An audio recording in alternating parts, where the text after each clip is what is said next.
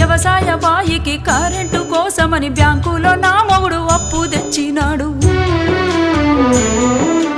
అప్పు తెచ్చిన మాట నిజమే, అది వడ్డీకి తెచ్చింది నిజమే. అప్పు తెచ్చిన మాట నిజమే, అది వడ్డీకి తెచ్చింది నిజమే. ఆరుగాలం చేసి పంట పండించిన అంగట్లో రైతుకు గిట్టుబాటు రాక అప్పు కొంత గట్టి గడువునే కోరితి గవర్నమెంట్ ఆర్డర్ అని ఇల్లు జప్తు చేసే.